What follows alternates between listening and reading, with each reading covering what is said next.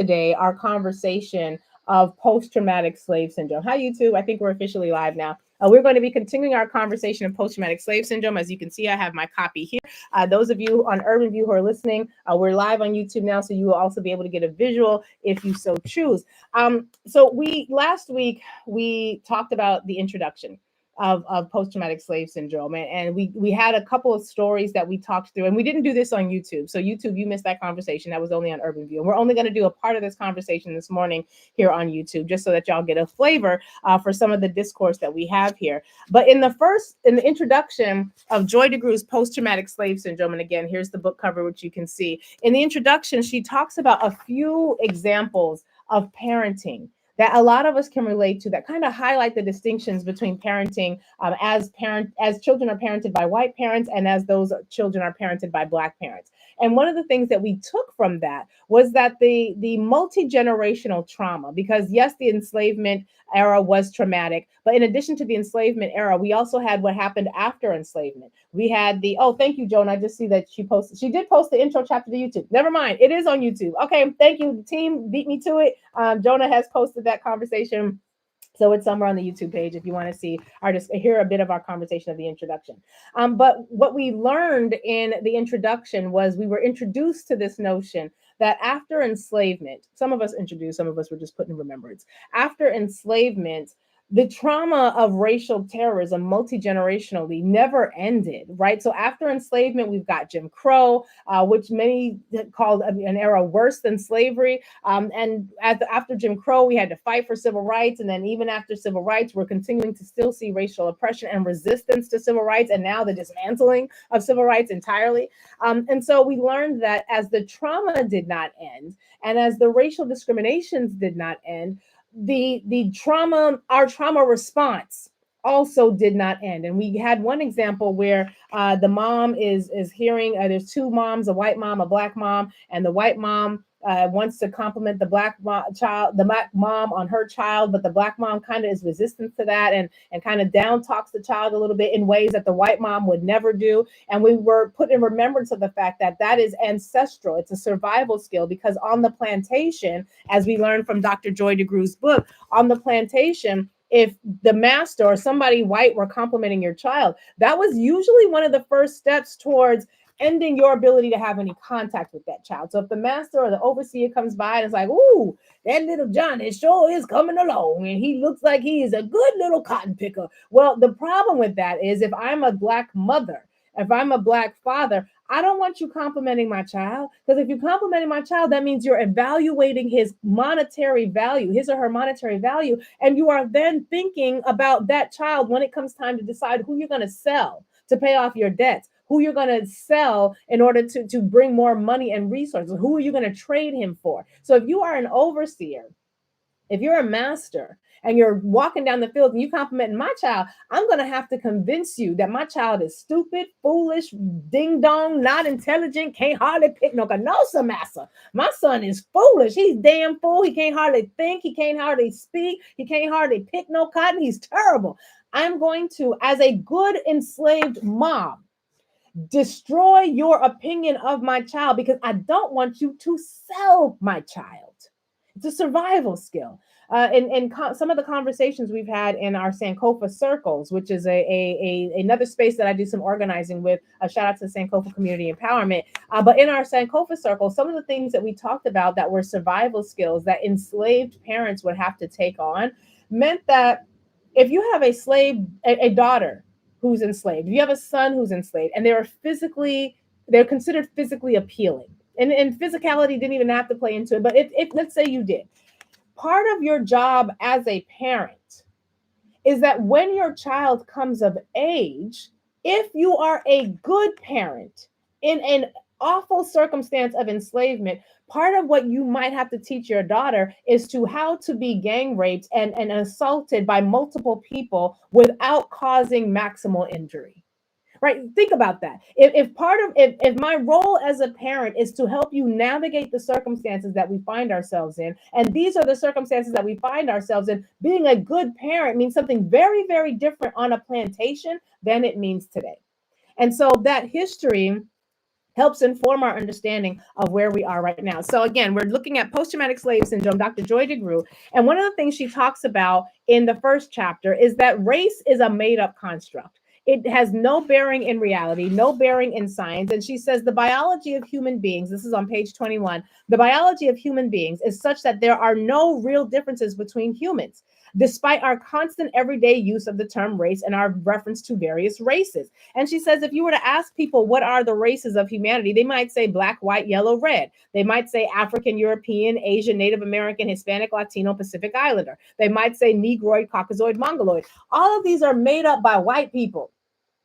These concepts did not exist before white people created these concepts. You were a human being. You might be a part of the Hausa community, the Tree community, or the Tree speaking community, rather. You might be Yoruba, you might be Igbo, Kikuyu, but you were not black, white, and you were a part of your peoplehood. Race is something that white people created to justify stealing land from the indigenous and trafficking human beings from Africa to do slave labor in the new world. That's what it was. And so prior to white people creating the issue of race or the topic of race and then racism, we don't have these issues. We're not having these conversations. And so Joy DeGruy tells us that one of the things we have to do is pay attention to differences. Because what the response to racism has been, I don't see color. We are all equal. Yeah, we're all equal in humanity, but because of racism, we are not all equal in society. And that matters. She talks about the fact on page 22. She says, unfortunately, while the notion of race is illusory, the fact of racism in America is not. And she talks about how when she's with her audiences, when she's speaking, one of the things that she will say is she'll ask the audience if white people can be racist. And then everybody in the audience will say, yes, of course. And then she'll say, can black people be racist?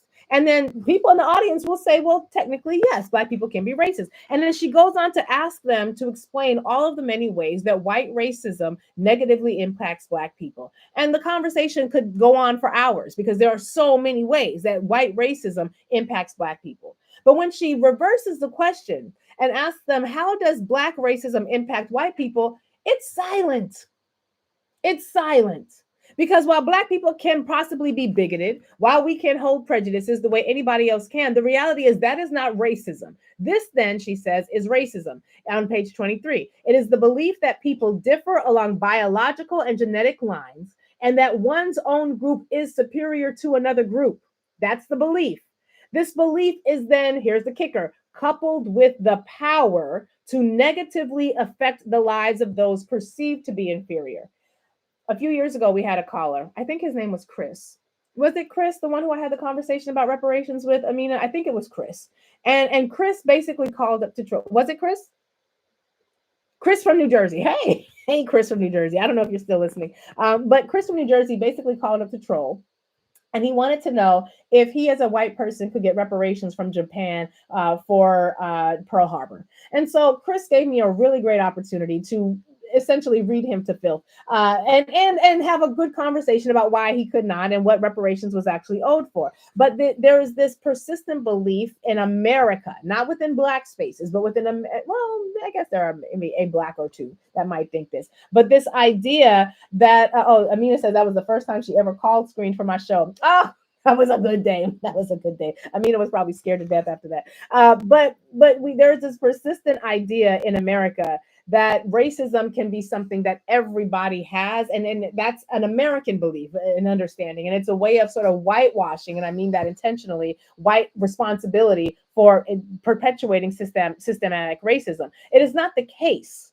It is not the case. And what we learned through post-traumatic slave syndrome is that while black people might have bigotry, while we may have prejudices, as do all people, we cannot be racist because we do not have the power to negatively impact the lives of white people. But she doesn't spend a whole lot of time on that. That's just sort of where she lends a bit of foundation laying. And she says that we have to, in this country, this is why we have to proactively speak about, talk about, and discuss and grapple with issues of race and racism.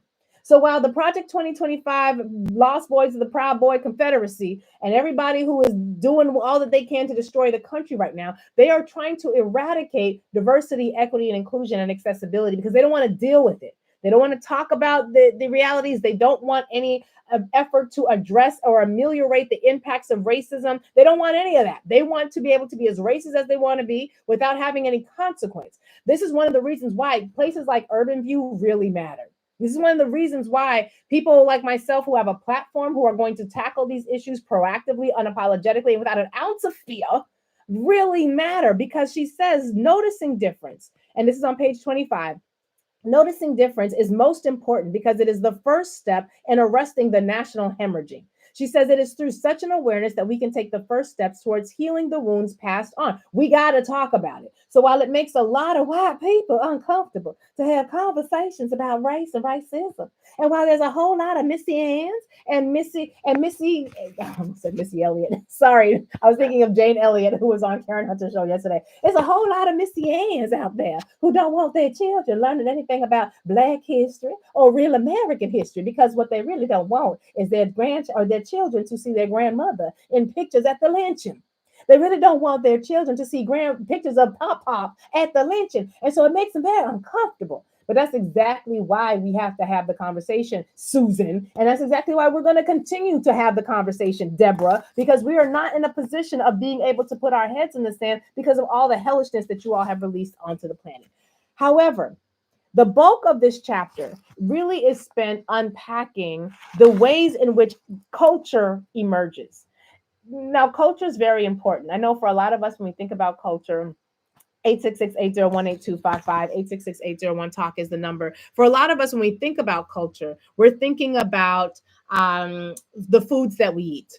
We're thinking about kente cloth. We're thinking about, the clothing that we wear, the languages that we speak. And yes, that's all part of culture, but it does us all a disservice to reduce culture to that. And one of the things that she talks about there is the emergence of African-American culture. She says that as race plays little or no role in describing the differences between people, culture plays a highly significant one. And she says when people think about celebrating diversity, they often think about food and festivals, which we just mentioned. But she talks about the fact that culture, you can see differences in culture in things like the way we consider time. And she gives this story how when she's in Lesotho, she's attending a meeting, and the meeting is scheduled to start at 8:00. 40 to 50 people arrive at the meeting. And this is a story in particular that's going to talk about her relationship to time as an American, as a Black American, and as someone here in Lesotho. And she says, our group got there a few minutes early, and we watched as everyone happily talked with each other, apparently in no particular hurry to get started. The meeting actually got started closer to 9. It was supposed to start at 8. And she says about 15 minutes after the meeting got underway, a woman entered. Did she enter quietly and take a seat in the back, as Americans would do? No. She did not. Was she inconspicuous? Because she's contrasting this to when Americans, particularly white Americans, when they come into a meeting late, they come in very quietly and they sit down in the back and they don't occupy a lot of space. And they do so because the idea is you were supposed to be here on time. You were not here on time. So it would be disruptive for you to come into the meeting and be loud and announce the fact that you're here late, even though the meeting was supposed to start over an hour ago. You now an hour and 15 minutes late. But she says, did the woman, she's in Lesotho now, did the woman sit quietly in the back? No. Was she inconspicuous? Not at all. When she arrived, the meeting came to a halt. She first offers an apology. Then everyone greets her. No apologies necessary, sister. Welcome. It's very good to see you. Glad you could come at all. They all express happiness that she's just there. Then, to Joy DeGrew's surprise, the woman goes around the room. Now, she's late. The meeting was supposed to start an hour and 15 minutes ago. She's 15 minutes after the meeting done actually started because the meeting got started late. But as she's late, she enters the room, loudly introduces herself, and then goes to every single one of the people in the room to introduce herself. And every single one of the people in the room greet her, hug her appropriately. And then the work continues. And then the meeting was supposed to end at a particular time, but the meeting ends up ending when the work was done. There's a big difference there culturally when it comes to our appreciation of time. And she gives a whole bunch of different examples. And she says, anyone who does business overseas knows this. Every culture has a myriad customs, mores, and rules that a person must be aware of if your ventures there are to have a chance of succeeding. Lord have mercy, I can actually read. Trust me, y'all, I can. She goes on to say, in an even more fundamental way, Customs, mores, rules flow from the value systems that are the bedrock of a particular culture. If we are to understand African American culture, we must understand the value systems from which it springs. And she looks at three concepts to help us understand that to form that understanding. One is the preeminence of relationships. Two is our African based concept of time. And three is the roles and traditions that institutions play in knowing the world. And she goes on to talk about the value of relationships. And she describes two white men who work together. And they have worked together for years. And the two white men who work together have been sort of in competition with each other. They really can't stand each other. They talk about each other behind each other's back. But when they come in every single day, hello, Dom. Hello, Jim. And they go about work. And it's polite. Right. I remember when I was in college reading a book called Assimilation Blues. And the author describes how when Black people show up to work, if I don't like you, I don't like you. And it's going to be hard for me to work with you because I don't like you. And I know you don't like me. And she talks about the fact that Black people carry personal relationships into workspaces with white people. But white people culturally have no concept of the value for personal interplay and relationships that Black people have. So while we might take things very personally in the workplace, to white people, it's just, oh, no, Keisha, you're very emotional. Oh, Gerard, you have such a powerful emotional reaction to this very thing that should be very simple. It's not personal, it's business. And Joy DeGruy talks in the book about how that's not how we roll. The value of relationships really matters. And she says, even though these white people can't stand each other, these two white men who are working together, they know that they got to get a check. So they are willing to suspend their interpersonal relationships and dynamics so that they can still get paid. And she says, if two brothers are working in this same space and they can't stand each other, chances are they're not going to be able to work 20 years without incident together. It's going to be some challenges in that relationship because the personal relationship is something of such value for us. And then she describes why. She says, historically, this is on the top of page 29, historically, African societies, and yes, I'm getting to the calls. I see the calls coming in, and we're going to get to your, I'm going to just do another 3 minutes of this, and then we're going to get off of YouTube, and we're going to get to the call. Sorry, YouTube, we can't do the whole segment with y'all. But she talks about how historically, African societies were arranged based on kinship relationships. The extended family was an interdependent unit that provided for the care of the children, the sick, and the elderly. In African culture, your nieces and nephews would consider themselves brothers and sisters instead of cousins. The extended family structure was a part of a survival strategy, particularly for Africans whose kinship ties provided the mechanisms for child rearing and social organization. All of the members of the extended family helped to provide the basic needs of food, clothing, shelter. Cooperation within a close-knit family ensured the continued existence of the particular tribe or group. We were nothing without each other. So the preeminence of personal relationships is ancestral. Me not being able to work with you because I can't stand you and you can't stand me and I don't fuck with you and you don't fuck with me, like that's ancestral because we highly value interpersonal relationships. Now, what are we to do with this in our reality today? It's not just about understanding that personal relationships matter. It's also about how we organize with each other. Because what she goes on to say, hold on, she gives an example. I'm skipping ahead now. She gives an example on page 32 of the ways in which personal relationships are also still a part of maintaining order in society. And she talks about how they were driving in Lesotho on the border of Lesotho in Southern Africa, and they come across a sign that basically is posted outside one of the official offices. And the sign says, warning, possession of illegal weapons could condemn you to 25 years in jail and community and family rejection. Please hand it in for the sake of your community. So one of the ways they deal with the potentiality for gun violence isn't just to threaten you with jail. It's to also say your village, your people, we will excommunicate you. If you engage in gun violence, if you engage in using guns to harm people, we will not allow you to continue to participate in our society. And that social death was enough to bring people's behavior under control. Now, when it comes to how we employ this today, on page 34 in the bottom paragraph, she says it's easy to underestimate the role that relationships play in Black culture.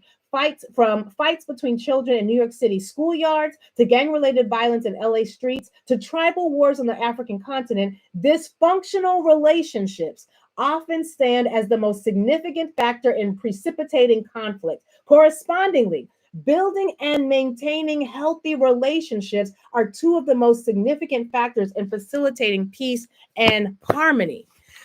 866-801-8255. 866-801-TALK is the number. I want to sit in that space for a minute because we are now, as a collective, being called upon to engage in a whole lot of cooperative organizing. We are being abandoned by the institutions that uphold integration, that uphold democracy, and we are being forced to collaborate with each other in ways that many of us would rather not do. Many of us would rather escape the hood and take our highly educated selves into other people's communities, make good white money, and understand how to interview well so that we're able to get great jobs and make a lot of income. And we never have to go back and live in the hood again. We can escape the hood and then we'll just donate and do an each one teach one sort of mentor mentee thing. Maybe we'll take on a big brother, a little big sister role, but we want to escape the hood because it's safer over there. And I don't want to be with you N-words anyway.